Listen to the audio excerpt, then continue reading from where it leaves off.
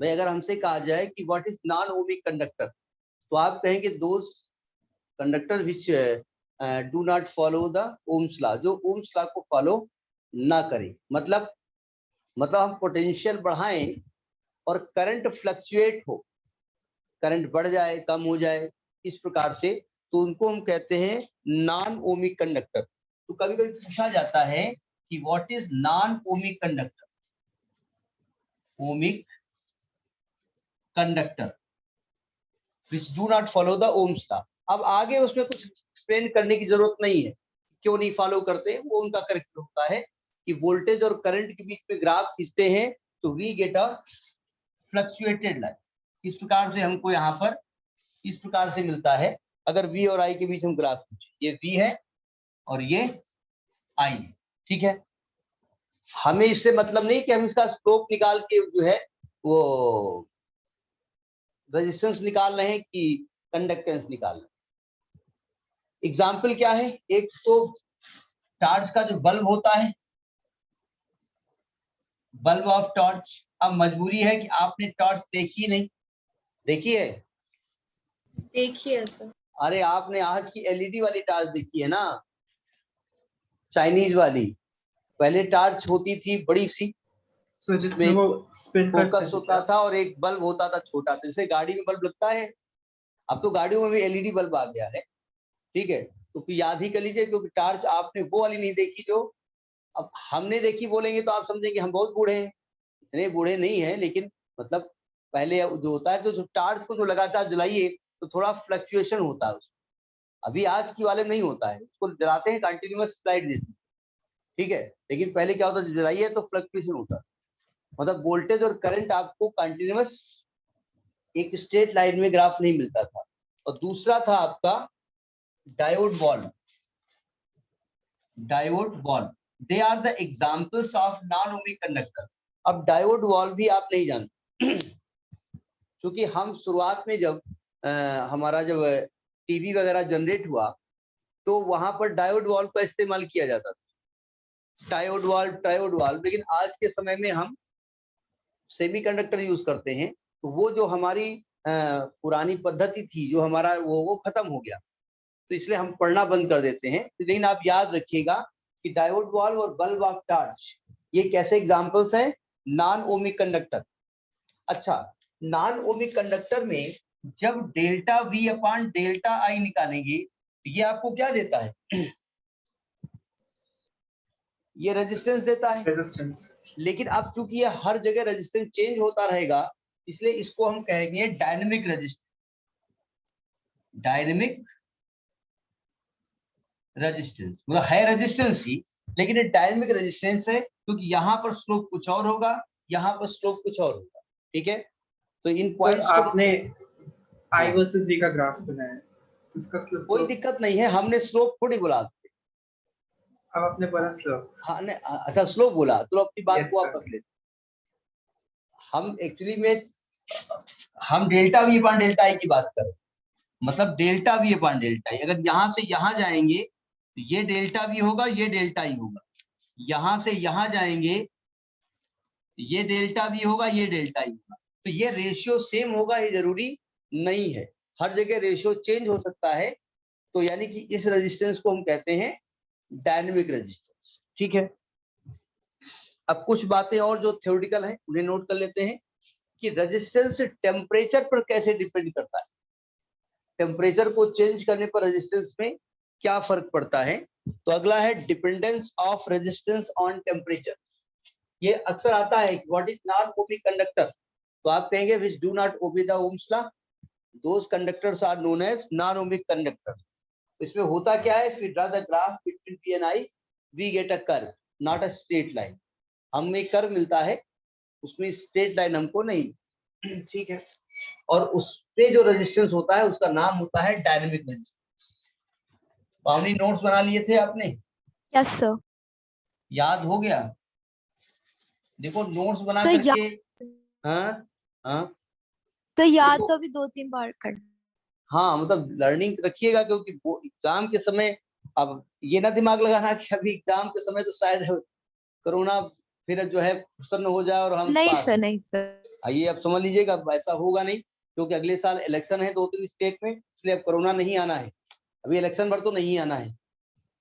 अब आते हैं resistivity, dependence of resistance on temperature.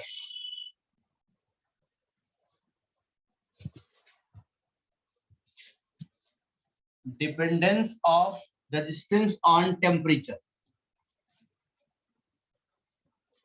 यानी किसी भी कंडक्टर या किसी भी चीज का जो रेजिस्टेंस है वो टेम्परेचर पर कैसे डिपेंड करता है।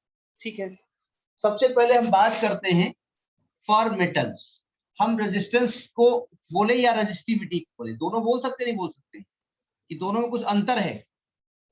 रेजिस्टेंस और रेजिस्टिविटी दोनों में अंतर है वो रेजिस्टेंस।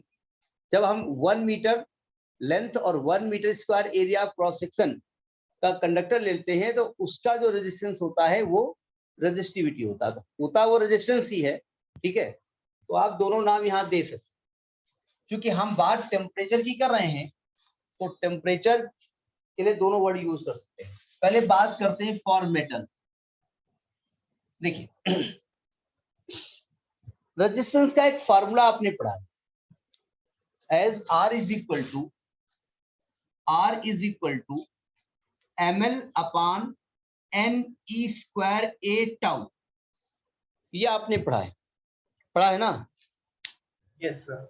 इसमें कौन सी चीज है जो चेंज हो सकती है? टाउ चेंज हो सकता है, यानी resistance is inversely proportional to tau कह सकते हैं। हमको यहाँ पर ढूंढ के लाना पड़ेगा कि रेजिस्टेंस टेम्परेचर पर कैसे डिपेंड करता है, तो हमें कोई टेम्परेचर यहाँ पर इंट्रोड्यूस करना पड़ेगा।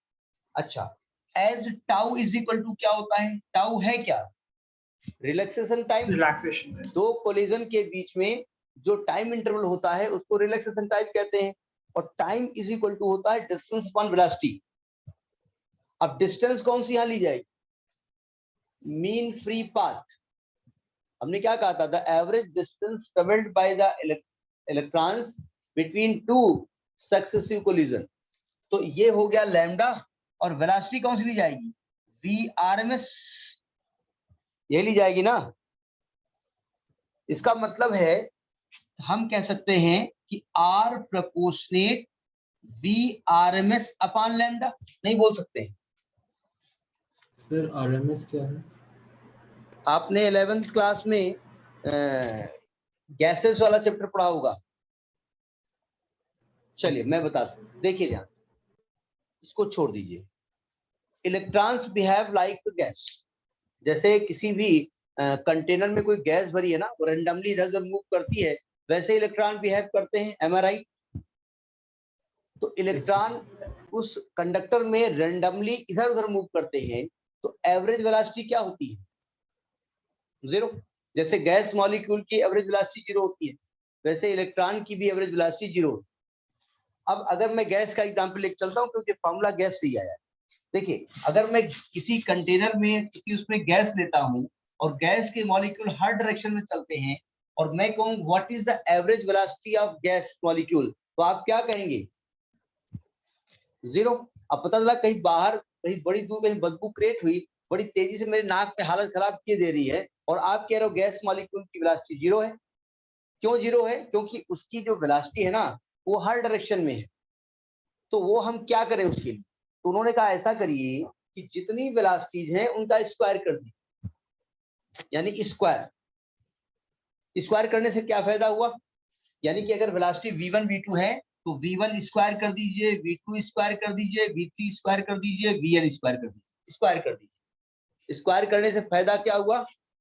फायदा ये हुआ कि जो नेगेटिव वेलोसिटी थी वो पॉजिटिव हो गई। इसके बाद इसका एवरेज निकाल दीजिए अपॉन n, और बाद में इसका अंडर रूट कर दीजिए, तो इसी को कहते हैं रूट मीन स्क्वायर वेलोसिटी। समझ में आई बात? समझ में आई बात? Yes sir. ये गैस 11th क्लास में गैस मॉलिक्यूल का चैप्टर था, गैसेस लॉ वाला था, जो सिंपल हार्मोनिक मोशन के पहले था, उसमें बताया गया था। आगे भी आपको पढ़ाया जाएगा कि जब हर डायरेक्शन में कोई चीज है और एवरेज 0 आ रहा है, क्योंकि आधी वैल्यू पॉजिटिव है आधी निगेटिव है, तो उससे बचने के लिए हम पहले स्क्वायर करते हैं, फिर उसका एवरेज निकालते हैं, तो स्क्वायर करेंगे, फिर मीन निकालेंगे, फिर रूट निकालेंगे। क्योंकि स्क्वायर किया है तो उसको कॉम्पनसेट करने के लिए स्क्वायर रूट चलाना पड़ता है, क्योंकि इंग्लिश उल्टा बोली जाती है। जैसे आप कैसे हैं, तो क्या होना चाहिए, यू हाउ आर, ये होना चाहिए। अब वो कहते हैं हाउ आर यू, अब कैसे वहां लगा, हाउ पहले लगा देते, तो इंग्लिश उल्टा होती है।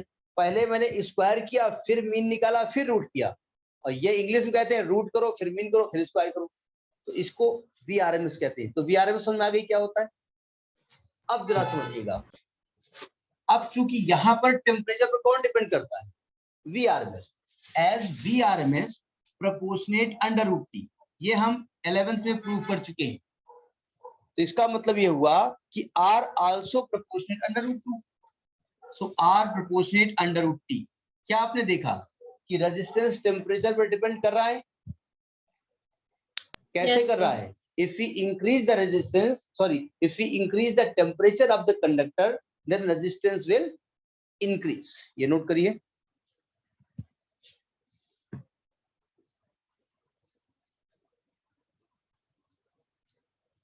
तो ये प्रूफ होके आया कि कोई मेटल अगर है तो मेटल का रेजिस्टेंस टेम्परेचर के बढ़ने पर बढ़ता है। कैसे बढ़ता है? ये इस फॉर्मूले से बढ़ता है।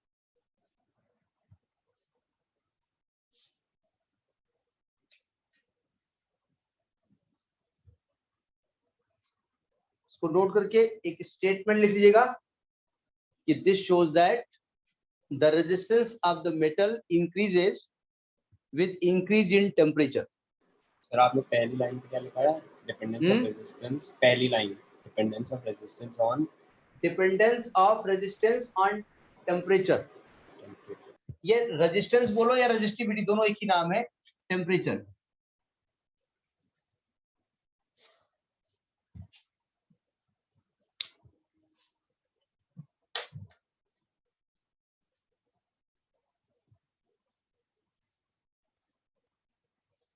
अब जैसे गर्मियों में लाइट ज्यादा जाती है, यही लॉजिक है, क्योंकि उसमें एक एल्यूमिनियम वायर होते हैं जो कि कंडक्टर होते हैं, और टेम्परेचर के बढ़ने पर उसका रेजिस्टेंस बढ़ जाता है, तो लाइट को, करंट को फ्लो करने में दिक्कत होती है।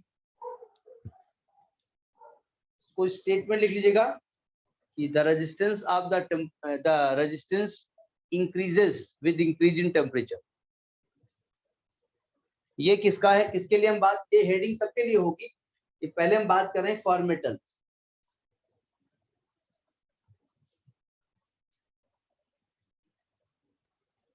हो गया? Yes, sir. Yes, sir. अब बात करते हैं, अब ये प्रूफ केवल कंडक्टर के लिए था और सबके लिए केवल स्टेटमेंट लिखा जाएगा।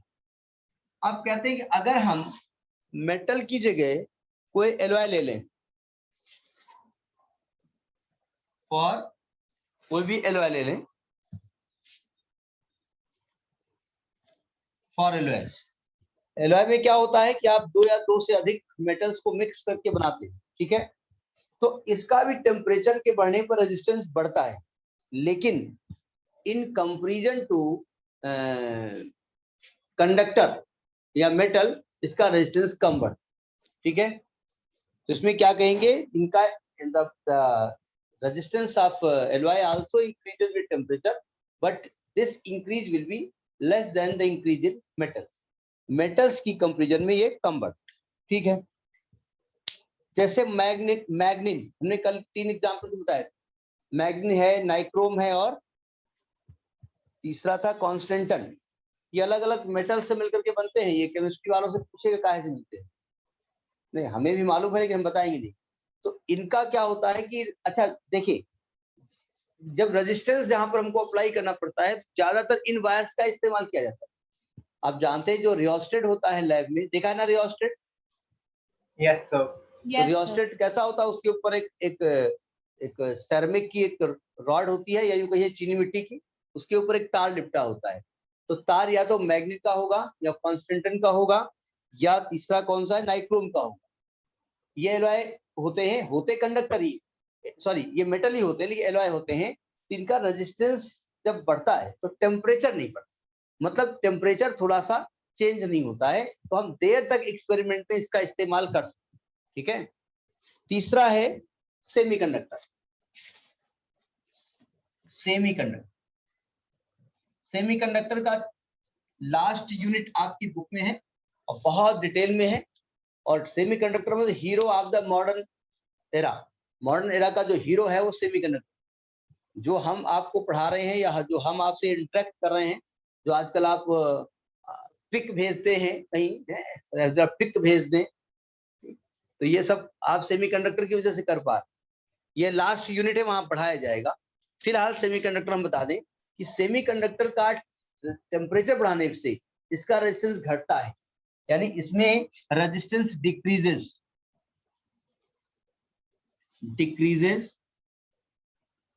With increase in temperature. Temperature के बढ़ने पर रेजिस्टेंस घटता है, तो ये ज्यादा फायदेमंद चीज है नहीं है। अब इसका इस्तेमाल जैसे एलईडी आप यूज करते हैं, तो एलईडी में क्या होता है, उसमें सेमीकंडक्टर लगा होता है। आप अगर एलईडी बल्ब देखिए तो एलईडी बल्ब गर्म बहुत नहीं होता है, वो नहीं गर्म, ठीक है। तो ये आपका उसमें सेमीकंडक्टर यूज होता है। अब इसका डिटेल आपको पढ़ाया जाएगा बाद में, अभी डिटेल पे हम नहीं जा रहे हैं। तीसरा होता है इलेक्ट्रोलाइट। अगला है इलेक्ट्रोलाइट। जरा इलेक्ट्रोलाइट में क्या होता है, अगर उसका हम टेम्परेचर बढ़ाएंगे तो उसके रेजिस्टेंस के बारे में बताइए। देखो, दो तरीके से यहां पर आपका दिमाग चल रहा हो। इलेक्ट्रोलाइट में मूवमेंट कौन करता है? आयंस। आयंस करते हैं। रेजिस्टेंस किस वजह से होता है? Due to the collision of ions with positive ion. Positive ion से नेगेटिव आयन टकराते रहते हैं, इसलिए रेजिस्टेंस होता है, ठीक है। जब हम इलेक्ट्रोलाइट को गर्म करते हैं तो इलेक्ट्रोलाइट की जो विस्कोसिटी होती है ना, गाढ़ापन, वो कम हो जाता है। विस्कोसिटी कम होने से क्या होता है, वो दो आयंस होते हैं थोड़ा दूर दूर हो जाते हैं, तो टक्कर होने की चांसेस कम होते हैं। यानी कि इलेक्ट्रोलाइट का टेम्परेचर बढ़ने पे उसका रेजिस्टेंस क्या होता है, कम हो जाता है, ठीक है। तो ये कुछ चीजें हैं कि किस प्रकार से रेजिस्टेंस टेम्परेचर पर डिपेंड करता है। इसमें शॉर्ट नोट के लिए पूछा जाता है, इसे थोड़ा दिमाग रखिएगा, ठीक है। अब एक नया वर्ड आता है सुपर कंडक्टर। सुपर कंप्यूटर नहीं, सुपर कंडक्टर।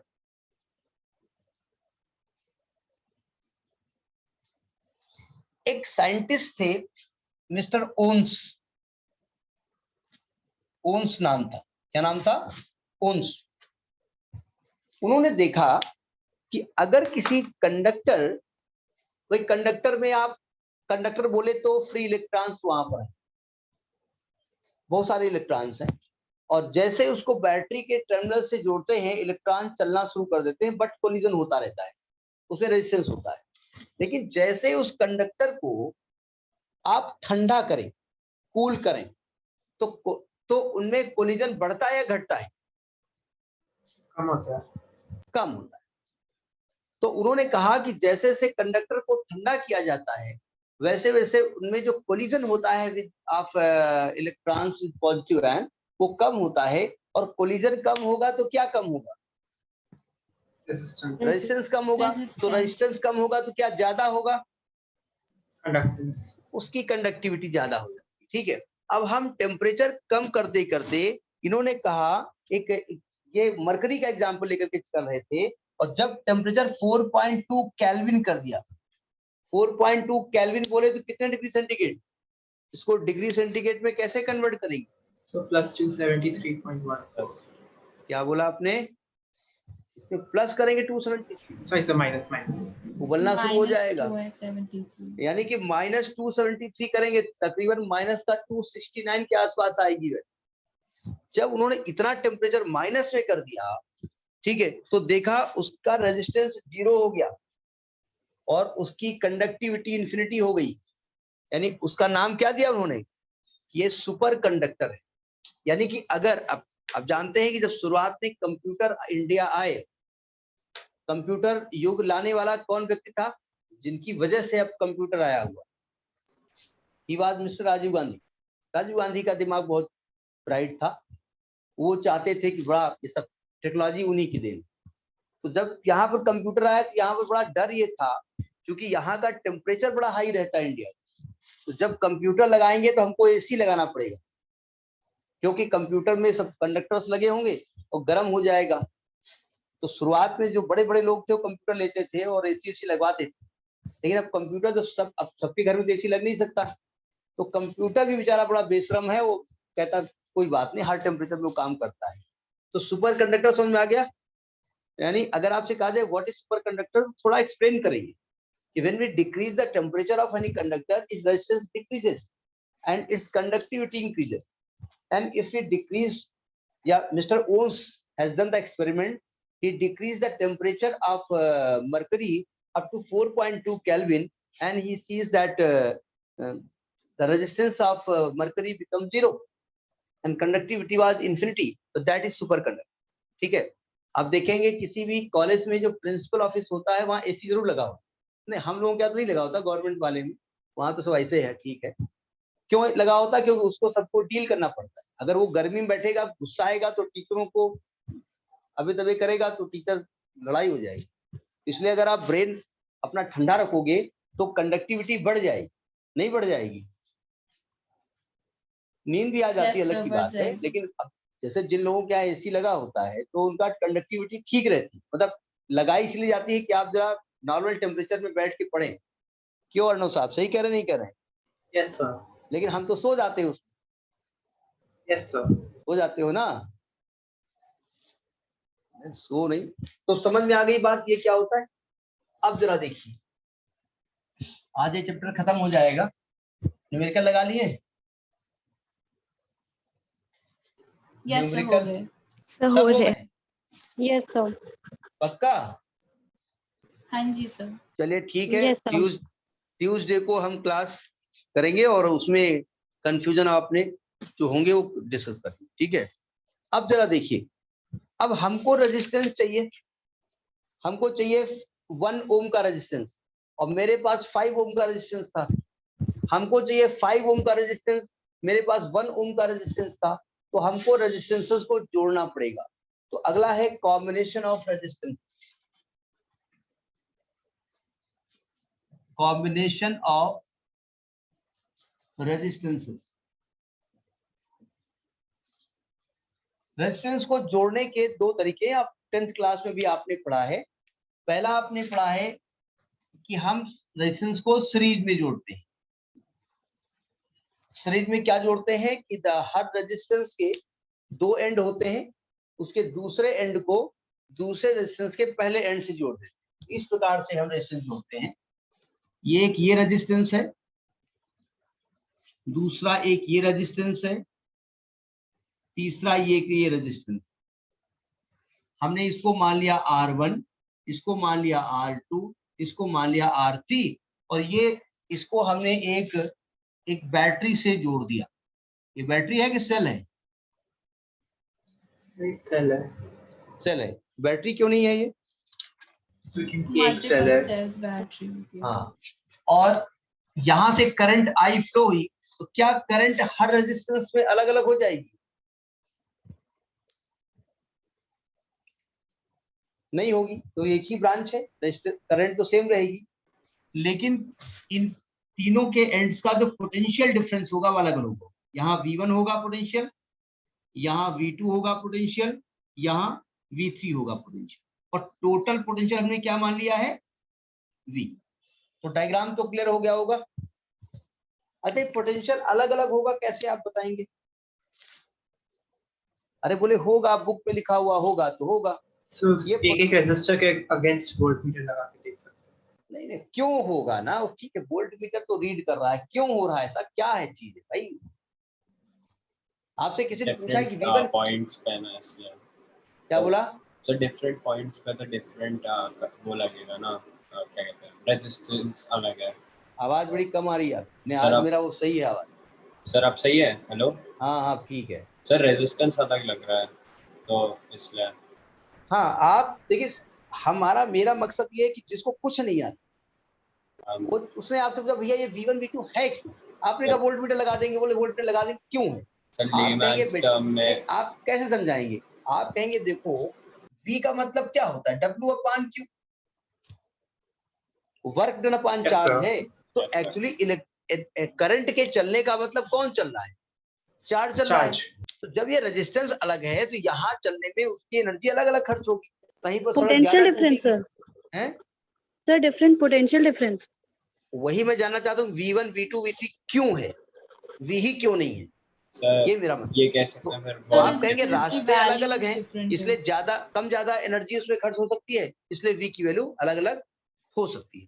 और फिर भी दो एंड के बीच का होता है, क्योंकि एंड अलग अलग है इसलिए भी सेम होगा। ठीक है, तो अब क्या करें, V1 निकाल लें, V2 निकाल लें, V3 निकाल लें और टोटल V कर दें, तो निकाल लो बस। ये थोड़ी सी थ्योरी लिख लेंगे इस डायग्राम के बारे में। तो V1 will be IR1, I is the same, V2 is equal to IR2, V3 is equal to IR3।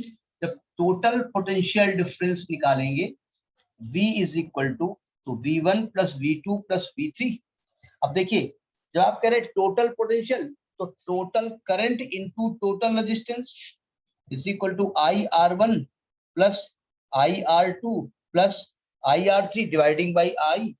So this will become R is equal to R1 plus R2 plus R3।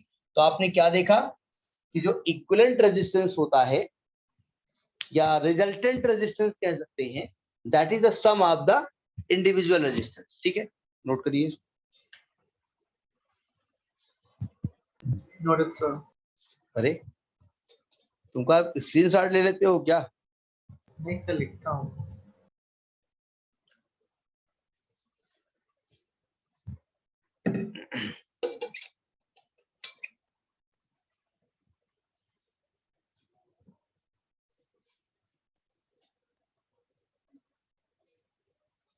Noted, sir.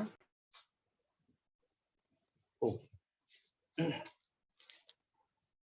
इसमें statement लिख दीजिएगा कि thus the resultant that resistance is equal to the equivalent resistance is equal to the sum of the individual resistances। मतलब ये क्या आपको मिल रहा है ये लिखना। लाइट ठीक लग रही है? Yes. अब ये है इन सीरीज, नोट कर लिया। अब दूसरा है in parallel. In parallel, parallel में, पैरेलल कॉम्बिनेशन में क्या होता है कि हर रेजिस्टेंस का एक एंड एक पॉइंट से और दूसरा एंड दूसरे पॉइंट से, यानी ये दो पॉइंट के बीच में आप बहुत सारे रेजिस्टेंस जोड़ देते हैं। ये रेजिस्टेंस जोड़ दिया, ये रेजिस्टेंस जोड़ दिया और ये रेजिस्टेंस जोड़ दिया। तो this is R1, this is R2, this is R3। और चूंकि देखिए, अब एक बात ध्यान रखिएगा, तो पोटेंशियल डिफरेंस होता है वो दो पॉइंट के बीच का हो। तो चूंकि सभी रेजिस्टेंसेस सेम पॉइंट के बीच में जुड़े हुए हैं, इसलिए पोटेंशियल डिफरेंस जो होगा वो सेम होगा। और इसको आपने बैटरी से जोड़ दिया, और देखिए यहाँ पर पोटेंशियल डिफरेंस आपने V अप्लाई किया है, तो the same potential difference will be along the across the ends of R1, R2 and R3। अब इसमें करंट I फ्लो हो रही है, क्या बताइए तीनों में करंट सेम होगी?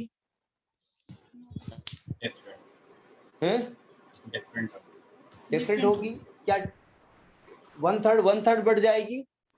नहीं, वो रेजिस्टेंस के हिसाब से बढ़ेगी।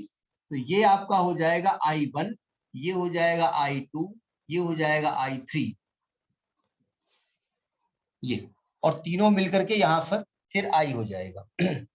तो साफ साफ दिख रहा है कि भाई I1 निकाल लें, I2 निकाल लें और I3 निकाल लें, और तीनों को ऐड करके इक्वल टू I कर दें, निकाल लीजिए।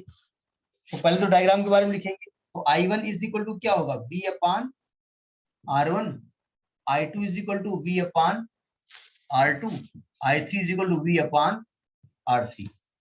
टोटल करंट, टोटल करंट निकालेंगे तो I is equal to I1 plus I2 plus I3, ये total potential upon total resistance, ये V upon R1 plus V upon R2 plus V upon R3, V से divide कर दो, 1 upon R is equal to 1 upon R1 plus 1 upon R2 plus 1 upon R3।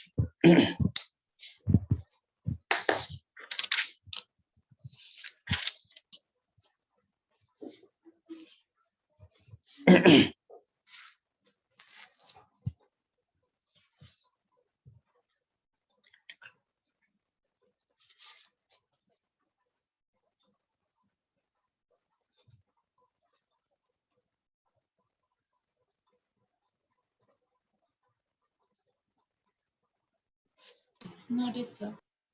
इसका statement लिख सकते हैं, क्या होगा, the reciprocal of equivalent resistance is equal to the sum of the reciprocals of individual resistance, तो कहा जा सकता है।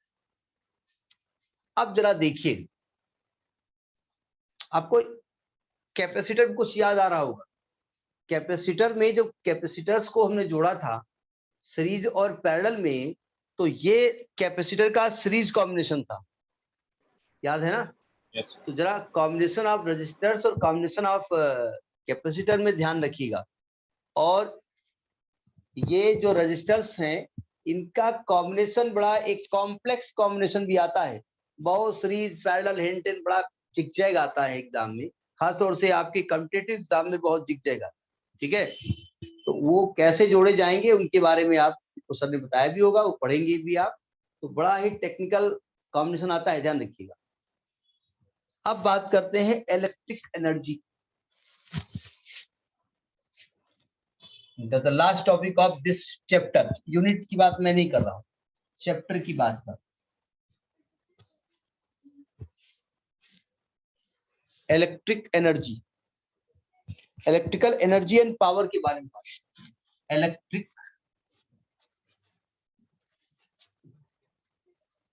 एनर्जी, देखिए अगर सिंपल भाषा में बात करें, एनर्जी का मतलब वर्क होता है भाई, अगर आप वर्क करते हैं तभी तो आपको एनर्जी है, और एनर्जी के लिए आप वर्क कर रहे हैं।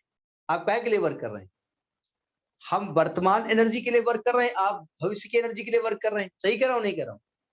कि सोसाइटी को चेंज करने के लिए कर रहे हैं? ईमानदारी बताना, सोसाइटी को चेंज करने के लिए वर्क कर रहे हैं कि अपनी एनर्जी बढ़ाने के लिए वर्क कर रहे हैं? 50-50। हाँ, तो एनर्जी होगा। तो कुल मिलाकर के कोई भी चार्ज किसी सर्किट में अगर फ्लो होता है तो उसे जो वर्क करना पड़ता है उसको हम इलेक्ट्रिकल एनर्जी कहते हैं, उसी बारे में हमको बात करनी है।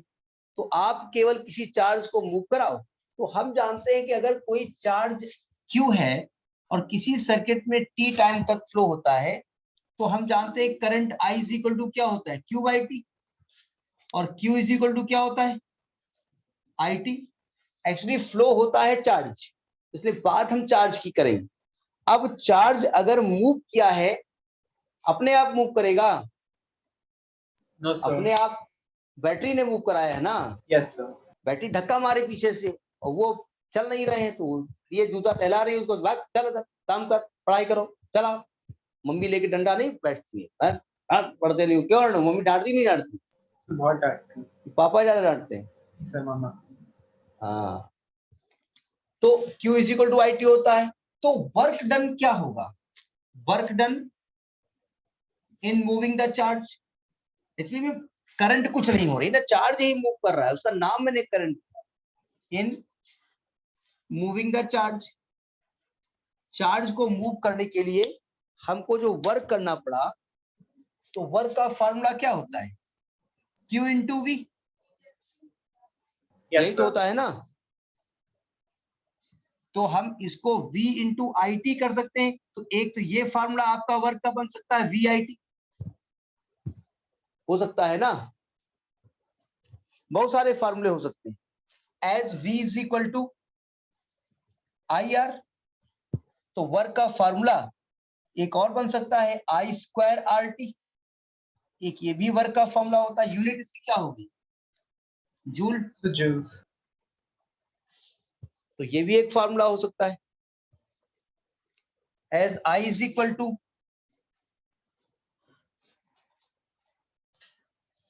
Q by T, so W is equal to क्या फॉर्मूला होगा? नहीं ठीक, इतने ही लिखो, बहुत कितने फॉर्मूले लिखो, ये नोट कर लीजिए, यही आपके एनर्जी के फॉर्मूले। अच्छा एक बार आई को गायब कर, as I is equal to V upon R, so W is equal to, I को वी अपॉन आर करो, क्या आएगा? V square T upon R, ये एक वर्क का फॉर्मूला हो गया जूल। तो ये वर्क के बहुत सारे फॉर्मूले। आप कह रहे हो एनर्जी, एनर्जी की जो जनरल यूनिट होती है वो कैलोरी होती है, ठीक है। हीट में आपने पढ़ा होगा कि हीट की यूनिट क्या दी गई थी? कैलोरी दी गई थी। तो अगर इन सबको कैलोरी में चेंज करना चाहें तो कैसे चेंज करेंगे भाई? वर्क करेंगे तो हीट के फॉर्म में क्रिएट होगा ना वहां पर। ये फॉर्मूले आप पीछे ही पढ़ चुके हैं, वो नई चीज नहीं हम बता रहे हैं। अच्छा एक चीज और, जरा यहां देखिए, यहां पर आई स्क्वायर इंटू आर किया गया है, यहां वी स्क्वायर अपॉन आर किया गया है। दोनों केसेस में एनर्जी लॉस किसमें कम ज्यादा होगी?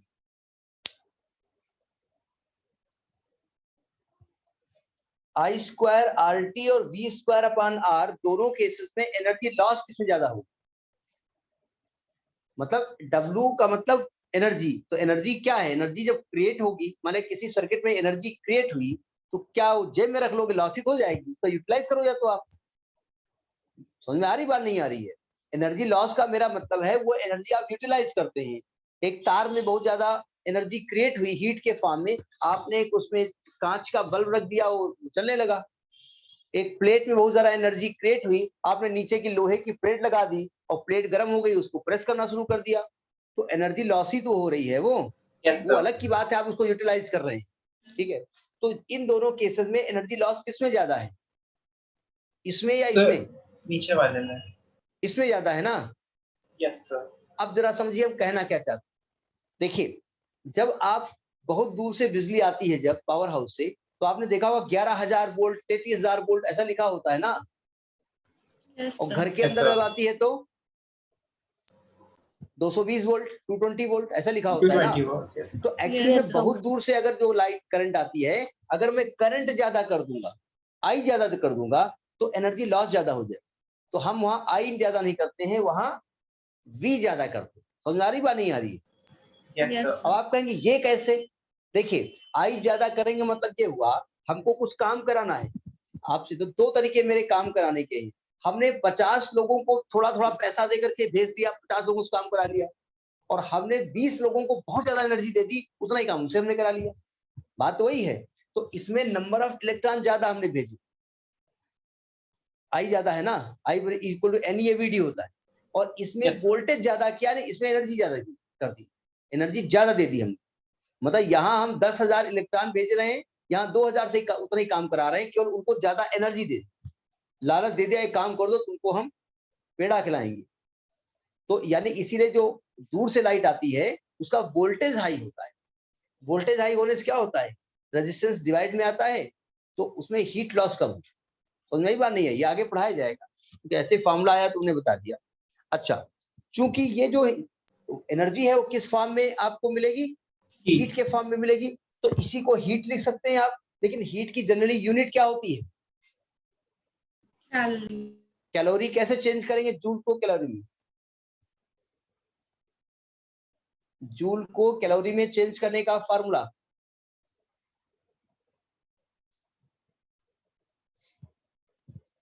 क्यों अर्णव साहब बताएं भाई?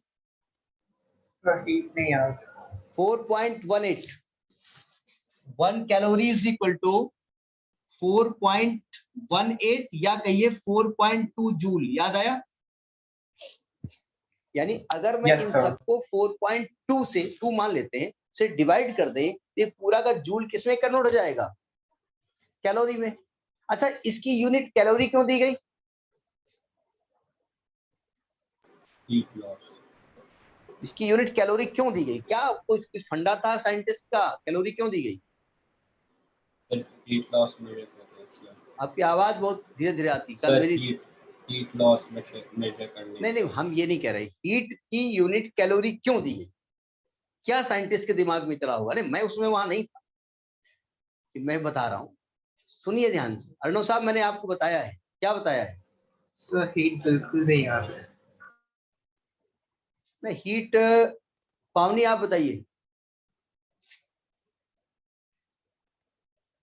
सोच रहे होंगे सर। नाम क्या है, इसको याद हो गया है, तो पावनी बताइए, अर्णव बताइए, इसमें दिव्यांशी भी होंगी, हम ऐसे नाम ले रहे हैं, हमको नहीं याद है, ये किसी और से पूछते नहीं है। अब ऐसा करते हैं अपना नाम बदल लेते, लेकिन अर्णव नहीं आए, क्योंकि अर्णव ने नाम बदल दिया कुछ और। तो सुनिए मैं ध्यान किसी से। और का नाम बता दूं, आपका उनसे पूछ लो। नहीं कोई बात नहीं है।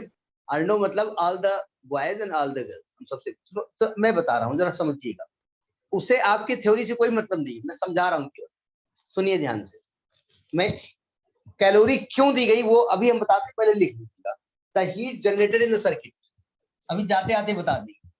देखिए the heat generated in the circuit, H is equal to, यही सब फॉर्मूले होंगे। W होगा इक्वल टू VIT होगा, इक्वल टू I² RT होगा, ये सब फॉर्मूले सेम है। Is equal to V² T/R होगा, लेकिन हम क्या करेंगे, सबको 4.2 से डिवाइड कर देंगे, तो इसकी यूनिट क्या बन जाएगी, दिस विल बिकम कैलोरी। अभी हम बता रहे हैं आपको कि कैलोरी यूनिट क्यों दी गई थी। तो ये तो हो गया आपका कि what is electrical energy. Electrical energy हमको किस फॉर्म में मिलती है, हीट के फॉर्म में Heat. मिलती है, और आप या लाइट के फॉर्म में, मतलब बल्ब के केस में लाइट के फॉर्म में मिलती है, फिलामेंट में हम इसको फ्लो कराते हैं इलेक्ट्रॉन को, और इतना ज्यादा रेजिस्टेंस फिलामेंट का कर देते हैं कि इलेक्ट्रॉन उसी में ग्यों में घूमता रहता है और गुस्सा आ जाता है, इतना गुस्सा आ जाता है कि उसका मुंह लाल हो जाता है, और मुंह लाल हो जाता है, उसी लाल वाले मुंह का हम इस्तेमाल करते हैं, और ऊपर एक कांच का बल्ब लगाते हैं, हम रोशनी लेते हैं, हम हंसते हैं, वाह। यानी एक तो लाल हो रहा बेचारा परेशान है, उसका हम यूटिलाइज कर लेते हैं। अब बात करते हैं electric power. Electric power, power का मतलब वो है वही पावर जो आपकी मैकेनिक्स की थी, लेकिन अब इलेक्ट्रिक में यूज किया गया। पावर का फार्मूला क्या होता है, W/T। तो बस P is equal to W/T कह दीजिए, या VIT/T कह दीजिए, या I² RT/T कह दीजिए, या V² T/R × T कह दीजिए। यानी जितने भी आप कैलोरी नहीं चेंज कर रहे हैं, तो पावर में कैलोरी नहीं होगी, जूल में ही करेंगे। जो भी जूल वाले फार्मूले हैं सबको हमने T से डिवाइड कर दिया, तो पावर का फार्मूला क्या निकला, W/T, या V × I, या I² R, या V²/R। ये पावर की बहुत सारे फार्मूलेज है। Unit what.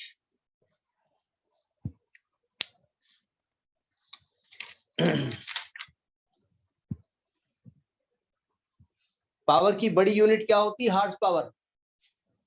1 हार्स पावर क्या होता है, 746 वॉट। एक घोड़े से काम कराया गया होगा और उसने उतना ही काम किया होगा जितना कोई मशीन 746 वॉट की मशीन काम करती है, तो उसकी वैल्यू दे दी गई।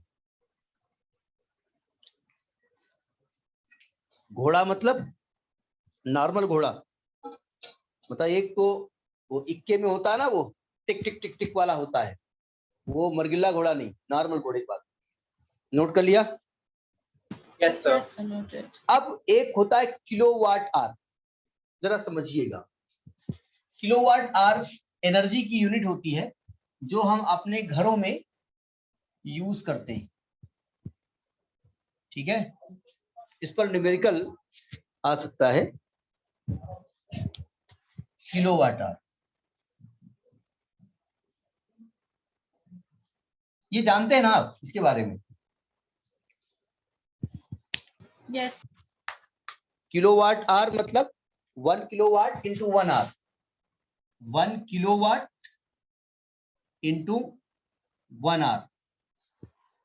1 किलोवाट बोले तो 1000 वाट, 1000 वाट, और 1 आवर में कितने सेकंड होते हैं, 3600 एक दिन में कितने सेकंड होते हैं, 360 एक दिन 24 में कितने सेकंड होते हैं? 24 into 60. नहीं, इंटू ना बताइए, वैल्यू बताइए। 1 day is equal to how many second? 86,400 second ना, वो मैं पढ़ा रहा था तो याद, ठीक, वो ये वैल्यू याद होनी चाहिए। तो इंटू 3600 सेकंड, यानी कि ये जब हम इसको कैलकुलेट करेंगे तो आएगा 3600 इंटू 1000 वॉट सेकेंड। अब इसको पॉइंट में लिखना चाहते हैं 10 पावर में, तो 10 पावर में पॉइंट कहाँ लगेगा? 3 के बाद 3.6 हाँ, 3.6 इंटू 10 पावर कितना आएगा? 6. 6 वॉट सेकेंड को जूल लिखा जा सकता है। देखिए P का formula W by Yes, T sir. होता है, तो W is equal to P into T होगा। ये वाट है, ये सेकंड है, और ये जूल है, तो ये जूल लिख सकते हैं ना, 3.6 इंटू 10 पावर 6 जूल, यानी 1 kilowatt hour, 1 kilowatt hour को हम इतने जूल लिखते हैं। तो यानी कि जब 1000 वाट 1000 वाट का बल्ब 1 घंटे तक जलता है, तो वो आपकी 1 यूनिट 1 किलो वाट आर इतनी एनर्जी खर्च करता है। वो आपकी 1 यूनिट होती है, जो बिजली खर्च करते हैं आप, वो 1 यूनिट यानी इतनी एनर्जी खर्च करते हैं। जैसे एसी चलता है तो एसी का पावर कितना होता है जिंदगी? एसी कितने वाट का होता है?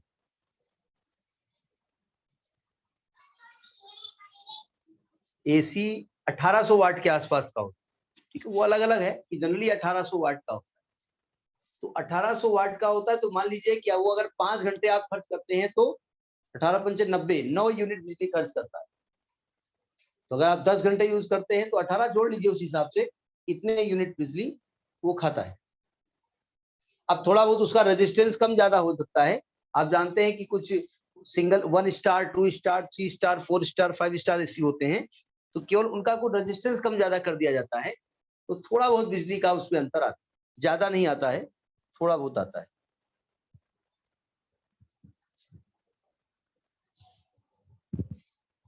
इसको 1 यूनिट कहते हैं, इसको 1 बोर्ड ऑफ ट्रेड यूनिट कहते हैं, इसको कहा जाता है 1 board of trade unit. Trade unit ये बिजली, ये इलेक्ट्रिक डिपार्टमेंट की भाषा है। 1 BUT BTU 1 BTU यानी 1 unit is equal to 3.6 10 power 6 joule. तो समझ में आई बात? यस सर, बात समझ में आ रही है? Yes sir, Yes, sir. कारण मैं इसलिए कह रहा हूं बार बार, क्योंकि इलेक्ट्रॉन दिखता नहीं है, महसूस होता है। 11th से सब कुछ दिखता था, लेकिन यहाँ दिखेगा कुछ नहीं, समझ के करिएगा जरा। अभी मैं नोट कर लिया इसको। Yes, इस पर sir. Numerical sir. बहुत आते हैं, छोटे क्लास में बहुत आता है, आपके यहाँ भी कोई कोई आ सकता है, वैसे आता नहीं है अलग की बात है। और मेहनत करिएगा, क्योंकि फिजिक्स का पेपर अगर आप बोर्ड का उठा के देखें तो CBSE का पेपर इसरो से छप के आता है। मतलब ऐसा वो देते हैं पेपर, वो बाल की खाल निकालते हैं। ठीक है, ध्यान रखिएगा, बहुत ध्यान से पढ़िएगा। देखो अभी मैं बात बता रहा था कि हीट की यूनिट कैलोरी क्यों दी है। जरा देखिए, एक्सपेरिमेंट किया गया, आपने हीट पढ़ी होगी, बहुत लोगों ने पढ़ी है ना? Yes. यस सर, अच्छा, जिनका छूटा हुआ है फर्स्ट ईयर, कुछ लोग इसमें फर्स्ट ईयर नहीं पढ़ा इन्होंने, इसमें कुछ ऐसे लोग हैं जिन्होंने फर्स्ट ईयर ना पढ़ा हो, या कुछ चीजें ना पढ़ी हो उन्होंने। तो आप रिपीट अगर कर सकते हैं, क्या पूछ रहे हैं, हैं? कुछ आप पूछ रहे हो क्वेश्चन? अगर 11th क्लास में आपने कोई चीज छूटा हुआ है तो एक बढ़िया सा सलूशन आपको बता दें। सर से बात कर लीजिएगा, जो 11th का बैच कहीं चल रहा हो, नहीं यही चल रहा है, तो जो यूनिट जब आए तो उस यूनिट को जुड़ करके आप उसको पूरा कर लें, जिससे आपको अलग से पढ़ना नहीं पड़ेगा और आपका रिवीजन हो जाएगा। रिवीजन ना करिए, मतलब जो छूटा हुआ जिसका है। जरा समझिएगा, हुआ यूं कि एक रॉड ली गई और यहां से इसको हीट दी गई, और यहां बहुत सारे थर्मामीटर लगा दिए। आपको फ्लो ऑफ हीट के तरीके बताए गए थे ना, कंडक्शन, कन्वेक्शन, रेडिएशन, Yes, ठीक sir. है। तो Yes, जब हीट फ्लो हो रही थी तो इसका टेम्परेचर मेजर किया गया, माने यहाँ 10 आया, यहाँ 9 आया, यहाँ 8 आया, यहाँ 7 आया, यहाँ 6 आया, और ये रॉड यहाँ पर एक कंटेनर में घुसी हुई थी और यहाँ पर बर्फ लग रखी हुई, बर्फ। अब सिंपल सी बात है, ये थर्मामीटर टेम्परेचर रीड कर रहा है, यानी कि ये गर्मी यहाँ जा रही है और ये बर्फ पिघल रही है। समझ में आई बात? जैसे जैसे हीट देते जाते हो इसका टेम्परेचर बढ़ता जाता है, माने ये इसका माने 15 हो गया, इसका 14 हो गया, इसका 13 हो गया, इसका 12 हो गया, इसका 11 हो गया। एक समय ऐसा आया माने इसका 70 हो गया, इसका 65 हो गया, इसका 60 हो गया, इसका 55 हो गया, इसका 50 हो गया, और इसके बाद अब और यहां तक पहुंचते पहुंचते हमने देखा 5 किलो बर्फ पिघल चुकी थी। क्यों पिघल रही थी? ये हीट लगातार यहाँ पहुंच रही, ठीक है। इसके बाद हमने देखा हम हीट देते जा रहे थे लेकिन इस थर्मामीटर की रीडिंग 70 से नहीं बढ़ रही थी। इसको हम क्या कहते थे? Steady state. यानी इसमें आप टेम्परेचर इसका बढ़ नहीं रहा है, ठीक है। अब बर्फ कितनी पिघल चुकी थी? 5 kg। अभी 5 बर्फ इसके अंदर है। अब हम देख रहे हैं कि इसका 70, इसका 65, इसका 60, इसका 55 है और टेम्परेचर चेंज नहीं हो रहा है, तो हमारे दिमाग में क्या आ रहा है कि अब यहाँ हीट फ्लो नहीं हो रही है। लेकिन यहाँ बर्फ तो 5 किलो से 6 किलो पिघल गई। बर्फ को कौन पिघला रहा है? Heat. हीट पिघला रही है। तो हीट यहाँ से यहाँ जा रही है। ये बताइए क्या ये वाला जो एंड है इस रॉड का ये वहां गया? No, sir. No. इसका मतलब हीट बहते हुए जा रही है और बहने वाली चीज को कैलोरी कहते हैं। इसीलिए हीट बहती है, इसलिए उसकी यूनिट को साइंटिस्ट ने कैलोरी रखा था। आप आजकल आप जानते हैं कैलोरी बर्न करते हैं। अब तो मोबाइल लेकर के बर्न करते चलेंगे 10 यूनिट, और थोड़ा चल लेते 15 यूनिट। देखा ना मोबाइल में ऐप बहुत सारे आते। तो चूंकि हीट बहती है, बहने वाली चीज की यूनिट को कैलोरी कहा जाता है, उसको कैलोरी कहा जाता है, इसीलिए हीट की जो यूनिट दी गई वो कैलोरी दी गई। समझ में आ गई? ये लिखना नहीं आपको है, लेकिन मैंने बता दिया कि कैलोरी क्यों दिया, ठीक है।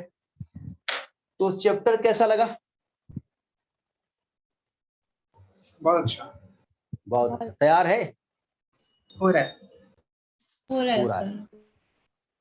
नहीं, हो रहा है एक अलग बात, हो गया है अलग बात, हो जाएगा अलग बात इन फ्यूचर। देखिए इसके न्यूमेरिकल जो कैपेसिटर के न्यूमेरिकल लगभग लग चुके होंगे सबके, ठीक है। कृपया जबरदस्ती मत लगाइएगा, क्योंकि आपको जो भी आपके डाउट्स होंगे वो हम डिस्कस करेंगे ट्यूसडे। तो ट्यूसडे को सभी लोग न्यूमेरिकल्स पढ़ के बैठेंगे ईमानदारी से। Pavani and girls, Arnav Yes. And boys, मतलब आप उनके बॉयज के लीडर हो गए। अभी कल नाम नोट करेंगे, नाम नोट, तो सभी लोग पढ़ लीजिएगा, ठीक है।